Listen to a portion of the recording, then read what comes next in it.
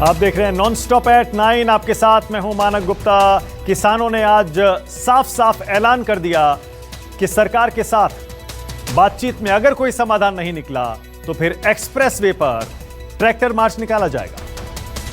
इस tractor march होगा 26 जनवरी को। ये देश जो ऐतिहासिक गणतंत्र परेड देखने वाला है, उसका एक ट्रेलर, उसकी एक झलकी आपको परसों 7 तारीख को दिखाई देगी।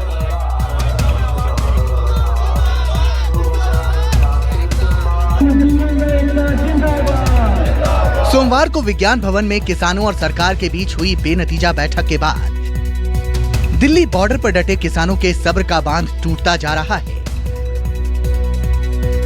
किसान संगठनों की बैठक के बाद नेताओं ने अब आर पार की जंग का ऐलान कर दिया है।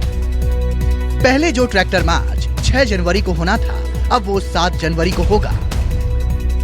7 तारीख को सुबह 11 बजे एक साथ 4 तरफ से मार्च शुरू होंगे। ट्रैक्टर मार्च, ये जो केएमपी है, ये जो एक्सप्रेस वे है दिल्ली का, वेस्टर्न और ईस्टर्न दोनों मिला के, उस पे प्रोटेस्ट गहरे किए जाएंगे, ताकि ये जो बात है कि ये सिर्फ पंजाब का है, सिर्फ पंजाब हरियाणा का है, इस झूठ का पर्दाफाश किया जा सके। क्रांतिकारी किसान मोर्चा के अध्यक्ष दर्शन पाल ने भी सरकार के सामने घुटने टेकने से इनकार किया। उन्होंने कहा कि जब तक कानून वापसी नहीं होगी, सरकार को चैन से सोने नहीं देंगी।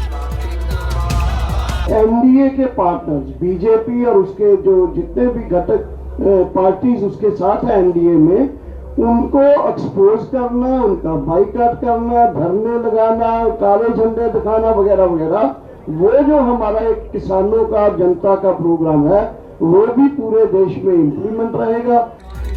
किसान नेताओं ने लोहड़ी के दिन यानी 13 मार्च को किसान संकल्प दिवस मनाने का ऐलान किया है। 9 जनवरी को किसान नेता सर छोटू राम की पुण्यतिथि है। किसानों का कहना है कि सर छोटू राम ने ही किसानों को एपीएमसी दिया था, लिहाजा तमाम किसान अपने नेता को याद करेंगे। यही नहीं, अगले 15 दिनों तक किसान संगठन से जुड़े लोग देश भर में जन जागृति अभियान चलाएंगे।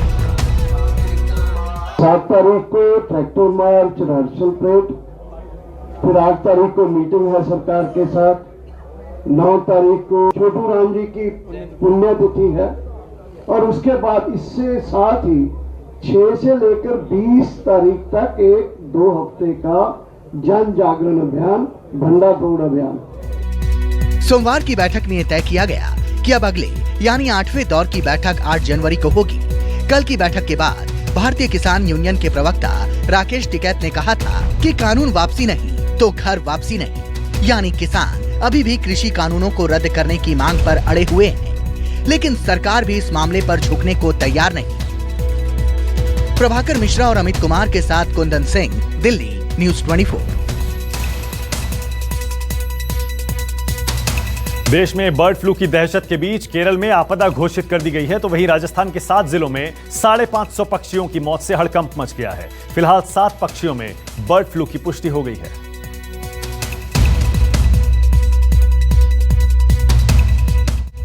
कोरोना महामारी के साथ ही अब राजस्थान के 7 जिलों में बर्ड फ्लू का खतरा भी मंडराने लगा है। अब राजस्थान में 550 पक्षियों की मौत हो चुकी है, जिनमें से 471 कौवे हैं। कोटा, झालावाड़, पाली, दौसा और जयपुर में पक्षियों की बड़ी तादाद में हुई मौत के बाद पशुपालन विभाग भी हरकत में आ गया है और उसने इन मृत पक्षियों के सैंपल को जांच के लिए भोपाल की लैब में भेजा है। सरकार के दावे पर विश्वास करें तो प्रवासी पक्षियों के कारण ही राजस्थान में पक्षियों की मौत हुई है। जो मोटी जानकारी मिली है, डॉक्टर्स बताते हैं कि ये बाहर से जो पक्षी आते हैं, जो ये सीजन है, कहीं न कहीं से उनके द्वारा ये आता है, ये संक्रमण है, वायरस है, तो कहीं न कहीं उनसे इफेक्टेड होकर फिर होता है। हालांकि राहत की बात यह है कि राजस्थान में अब तक मुर्गियों में संक्रमण फैलने के कोई भी लक्षण नहीं मिले हैं। बावजूद इसके मुर्गी पालकों को सावधान किया जा रहा है। बुधवार को वीडियो कॉन्फ्रेंसिंग के जरिए उनसे बातचीत की जाएगी और सतर्क रहने को कहा जाएगा। भोपाल में कई राज्यों में मृत पक्षियों के सैंपल पहुंच रहे हैं, जिससे रिपोर्ट आने में देरी हो रही है। हालांकि जोधपुर के सभी सैंपल नेगेटिव आए हैं, जो सरकार के लिए सुकून की बात है। राजस्थान में पिछले 10 दिनों में अलग अलग जिलों में करीब 600 से भी ज्यादा पक्षियों की मौत की खबर के बाद कृषि और पशुपालन विभाग के अधिकारियों के बीच हड़कंप मचा हुआ है, क्योंकि इनमें से करीब 3 दर्जन से भी ज्यादा पक्षियों की विशेषज्ञ रिपोर्ट को जब भोपाल की लैब में जांच के लिए भेजा गया, तो उसमें से 7 पक्षियों में इस संक्रमण के होने की पुष्टि हुई है, जिसके बाद सरकार ने सभी मुर्गी पालकों को भी अब सतर्क रहने को कहा है। चौंकाने वाली बात यह है कि करीब 1.5 साल पहले राजस्थान के सांभर झील में इसी तरह से हजारों पक्षियों की मौत हुई थी। सरकार ने पक्षियों में फैलने वाले संक्रमण को रोकने के लिए बड़े स्तर पर योजनाएं बनाने का दावा किया था, लेकिन अब तक वो पशु पक्षियों के संक्रमण की जांच के लिए एक लैब भी तैयार नहीं करवा सकी है। अब पक्षियों में बर्ड फ्लू के मामलों के सामने आने के बाद राजस्थान सरकार ने केंद्र से 80 लाख रुपए जारी करने की मांग की है, ताकि पक्षियों के संक्रमण की जल्द ही जांच हो सके। भारत सरकार के भी हमारे अधिकारियों की बात हुई है कि हमारे यहाँ ही राजस्थान में जो हमारी खुद की लैब है उसको स्ट्रेंथ दी जाए और ये सैंपल यहीं यदि टेस्ट में आ जाए, यहीं इनकी जांच हो, तो उसके लिए भी हम कार्यवाही कर रहे हैं। हो सकता है शाम तक हम कोई प्रस्ताव बनाकर मुख्यमंत्री की सहमति से आगे भेजें। नहीं, केंद्र से बात हुई है, केंद्र ने हाँ भरी है, ऐसा नहीं है कि केंद्र ने हाँ नहीं भरी। उनका प्रस्ताव बनाओ और भेजो। अब तक 7 पक्षियों में बर्ड फ्लू की पुष्टि हुई है और जिला कलेक्टरों को मृत पक्षियों वाले इलाके में लोगों के आवागमन पर सख्ती बरतने के निर्देश जारी किए गए हैं। इसके साथ ही पशुपालन और वन विभाग के अधिकारियों की एक टीम बनाकर हर जिले से 10-10 सैंपल लेकर उसकी जांच की जा रही है। सरकार खुद भी ये बात अच्छी तरह से जानती है कि अगर पक्षियों का ये वायरस इंसानों में फैल गया तो ये महामारी का रूप ले सकता है। जिस तरह कोरोना को हराने के लिए पूरी कवायद की गई थी, उसी तरह से कंटोनमेंट जोन बनाकर अब सबसे ज्यादा पक्षियों के मृत मिलने वाली जगहों पर भी धारा 144 लगाकर स्थिति को नियंत्रित किया जाएगा। इसके लिए बाकायदा एक उच्च अधिकारियों की टीम हर जिले में भेज भी दी गई है। KJ Srivastava, Jaipur, news 24। राजस्थान के अलावा मध्य प्रदेश, केरल और हिमाचल प्रदेश के कई इलाकों में भी बर्ड फ्लू के कई मामले सामने आए हैं, जिसके बाद प्रशासन ने वहां हाई अलर्ट जारी कर दिया है। कोरोना से जंग लड़ रहे देश के लिए बर्ड फ्लू बड़ी परेशानी बन गई है। इससे कई राज्यों में दहशत फैली हुई है। एमपी के इंदौर और मंदसौर में मरे हुए कौवे के सैंपल में बर्ड फ्लू पॉजिटिव आने के बाद वहां का प्रशासन अलर्ट मोड पर आ गया है। राजस्थान से सटे मध्य प्रदेश में कौवों की लगातार मौतें के बाद सरकार हरकत में आ चुकी है। एमपी में बर्ड फ्लू को लेकर अलर्ट जारी किया गया है। बीते 10 दिन में मध्य प्रदेश में 350 से ज्यादा कौवों की मौतें हो चुकी, जिसमें सबसे ज्यादा इंदौर में कौवों की मौतें हुई हैं। हिमाचल प्रदेश के कांगड़ा जिले के पोंग बांध झील के पास मृत पाए गए 1800 प्रवासी पक्षियों में भी बर्ड फ्लू की पुष्टि की गई है। तो केरल के कुछ जिलों में बर्ड फ्लू फैलने की जानकारी सामने आई है, जिसके बाद प्रशासन ने बर्ड फ्लू से प्रभावित कई इलाकों में मांस, मछली और अंडे की बिक्री पर रोक लगा दी है। हालांकि बर्ड फ्लू से इंसानों में संक्रमण की खबर नहीं आई है, लेकिन बर्ड फ्लू के लक्षण और इस बीमारी से कैसे बचा जाए, ये जान लेना बेहद जरूरी है।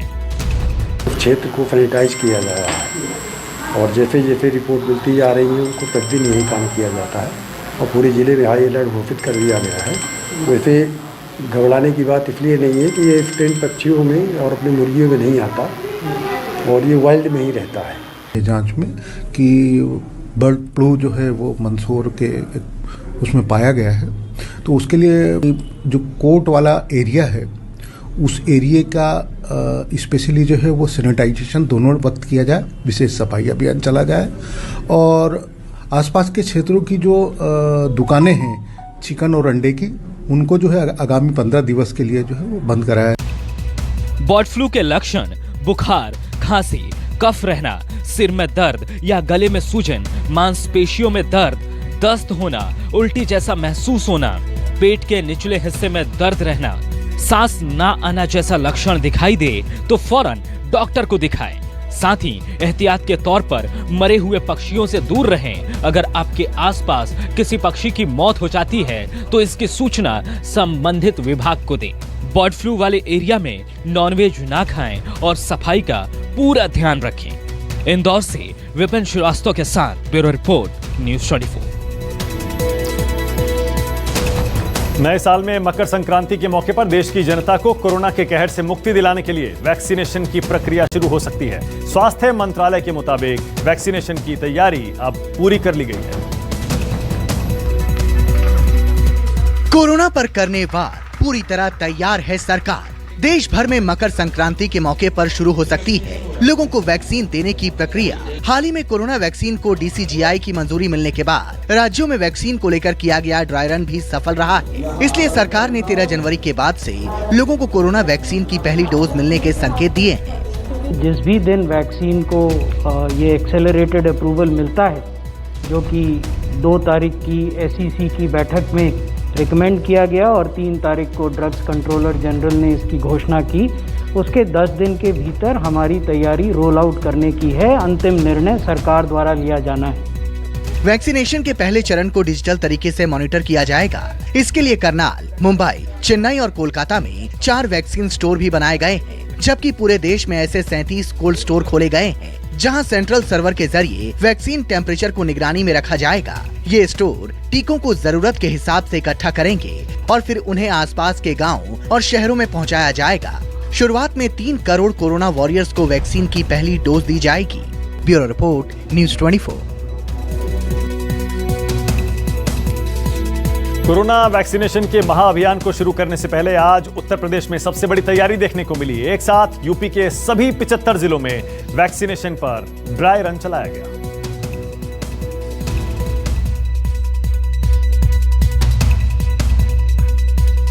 $1500 बूथ,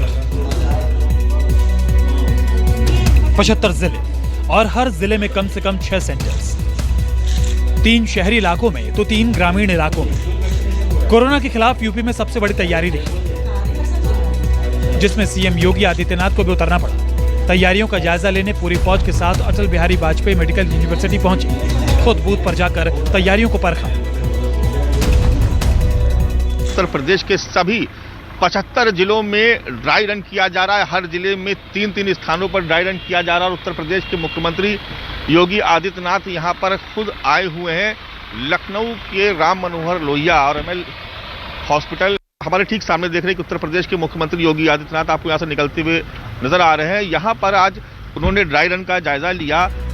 लखनऊ में कुल 12 जगहों पर कोरोना वैक्सीनेशन को लेकर ड्राई रन चलाया जा रहा है। पिछले ड्राई रन की खामियों को दूर करने की कोशिश हुई। टोकन देने से लेकर वैक्सीनेशन तक की टाइमिंग को दुरुस्त किया गया। जांच की प्रक्रिया और वैक्सीनेशन के बाद ऑब्जर्वेशन तक के समय को नोट किया गया। वैक्सीन लेने आए लोग भी संतुष्ट नजर आए।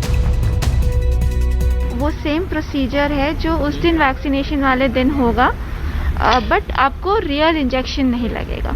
ये सेम प्रोसेस आज हम वही कर रहे हैं ताकि जो वैक्सीनेशन जो दे रहा है और जो ले रहा है वो दोनों लोग ओरिएंट हो जाएं कि उस दिन जिस दिन रियल वैक्सीनेशन होगा उस दिन क्या हो। मुरादाबाद में ग्रामीण इलाकों में भी ड्राई रन कामयाब रहा। अधिकारी सुबह से ही वैक्सीनेशन सेंटर्स पर पहुंच गए। हर केंद्र पर 25-25 लोगों को वैक्सीन दी गई। जो यहाँ पे स्वास्थ्य कर्मी हैं उनके माध्यम से मुझको टीका लगा दिया गया है और उनके द्वारा जो जानकारी दी गई है कि किस तरीके से हमें सोशल डिस्टेंस है या जो हाथ धोने का है या मास्क है वो हमें लगा के रखना है। और उन्होंने ये भी बताया था कि इसकी 2 डोज जो है लगनी है कोविड वैक्सीनेशन की। तो 1 डोज उन्होंने आज हमको लगा दी है और दूसरे के लिए उन्होंने बताया कि 28 दिन के बाद ये डोज लगेगी और इसका मैसेज आपके मोबाइल में आएगा। कुछ ऐसी ही तस्वीरें झांसी से भी सामने आई। यहाँ रोजाना 100 लोगों को वैक्सीन देने के लक्ष्य के साथ मॉक ड्रिल किया गया। जगह पर आज कोविड वैक्सीन की ड्राई रन शुरू की गई जनपद झांसी में, जिसमें 3 देहात में है और 3 शहरी क्षेत्र में। हर क्षेत्र में कम से कम 25 बेनिफिशरीज को जिनको कोविन वैक्सीन पोर्टल में रजिस्टर किया गया था उनका एक ड्राई रन शुरू होगा। हालांकि ड्राई रन के दौरान कई जगह खामियां भी उजागर हुई, लेकिन पिछले ड्राई रन के मुकाबले इस बार की तैयारी बेहतर नजर आई। मानस श्रीवास्तव, लखनऊ, न्यूज़ 24। ब्रिटेन में कोरोना के नए स्ट्रेन मिलने के बाद पटना के स्वास्थ्य अधिकारियों के हाथ पांव फूले हुए हैं, क्योंकि उन 19 लोगों का कोई अता पता नहीं चल रहा है जो स्ट्रेन मिलने के बाद 1 महीने के दौरान ब्रिटेन से लौटे थे। ब्रिटेन में कोरोना के नए स्ट्रेन से मचे हाहाकार के बीच ब्रिटिश पीएम बोरिस जॉनसन ने अपना भारत दौरा रद्द कर दिया है। जॉनसन गणतंत्र दिवस समारोह के मुख्य अतिथि बनाए गए थे। इधर बिहार का स्वास्थ्य विभाग भी ब्रिटेन में कोरोना के नए स्ट्रेन से परेशान हो चला है। कोरोना का नया स्ट्रेन मिलने के बाद विदेश मंत्रालय ने सभी राज्यों को पिछले 1 महीने के दौरान ब्रिटेन से लौटे लोगों की सूची भेजी थी। लिस्ट के मुताबिक इस दौरान बिहार के 339 लोग ब्रिटेन से लौटे थे। इनमें से 97 पटना के थे। इनमें से 57 लोगों का सैंपल लिया गया, जिनमें 50 की रिपोर्ट नेगेटिव आई, जबकि 7 लोगों की रिपोर्ट अभी नहीं आई है। 21 लोग इस वक्त पटना में नहीं हैं, जबकि 19 लोगों का कोई सुराग नहीं मिल पा रहा है। स्वास्थ्य विभाग की टीम ने इन 19 लोगों के मोबाइल नंबर के अलावा उनकी ईमेल आईडी और पते के जरिए संपर्क करने की कोशिश की, लेकिन कामयाबी नहीं मिली। लगभग 19 लोगों का जो है न फोन लग रहा था, न उनकी उनसे बात हो पाई, तो इसलिए उनका जो है हम लोगों ने एसएसपी साहब को लिस्ट भेज दिया है और जैसे उनको पूरा जानकारी मिल जाएगी वो हमें बता देंगे। अब 19 लोगों का कोई सुराग नहीं मिलने से स्वास्थ्य विभाग की चिंता बढ़ गई है और अब 19 लोगों की इस लिस्ट को पटना पुलिस के हवाले कर दिया गया है। पटना पुलिस इस सूची के आधार पर 19 लोगों की तलाश में जुटी है, जो लोग हाल के दिनों में ब्रिटेन से लौटे थे और इन दिनों अपनी पहचान छुपाकर रह रहे हैं और अपने मोबाइल और फोन को उन्होंने ऑफ कर दिया है। कैमरामैन सनी के साथ अमिताभ ओझा, पटना न्यूज़ 24। ना मौका था न ही दस्तूर, लेकिन सीएम के गुस्से का शिकार हो गया सोशल मीडिया। जल जीवन हरियाली अभियान में जनता की भागीदारी की बात करते करते नीतीश कुमार ने सियासी बातें छेड़ दी और उनके गुस्से का शिकार हो गया सोशल मीडिया।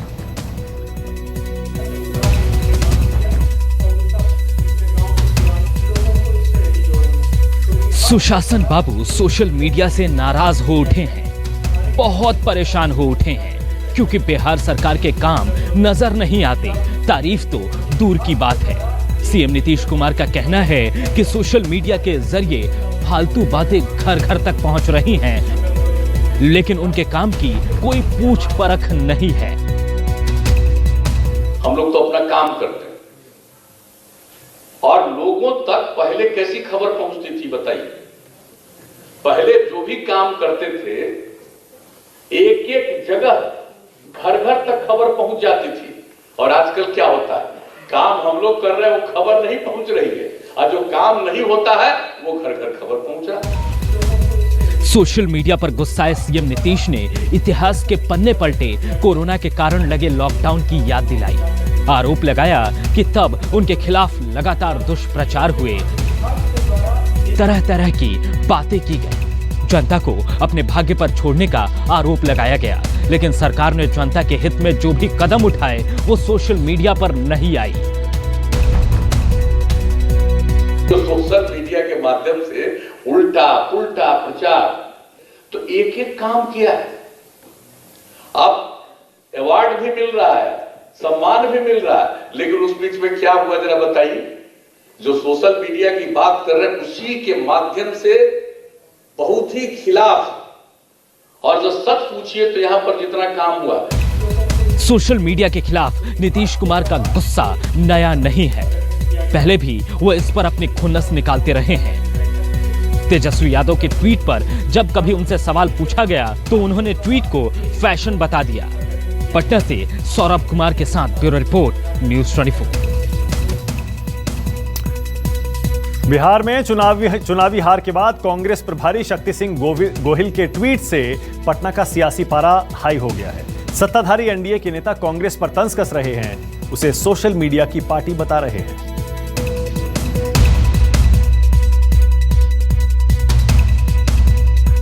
बिहार कांग्रेस के प्रभारी शक्ति सिंह गोहिल ने एक बार फिर कांग्रेस शीर्ष नेतृत्व से गुजारिश की है कि उन्हें बिहार के प्रभार से मुक्त कर दिया जाए और इसके बदले उन्हें कोई दूसरी जिम्मेदारी दी जाए। शक्ति सिंह गोहिल ने ट्वीट किया, निजी कारणों से मैंने कांग्रेस आलाकमान से गुजारिश की है कि मुझे लाइट जिम्मेदारी दी जाए और बिहार के प्रभार से मुक्त किया जाए। शक्ति सिंह गोहिल के इस ट्वीट ने बिहार की सत्ताधारी पार्टियों को महागठबंधन पर हमले का हथियार थमा दिया है।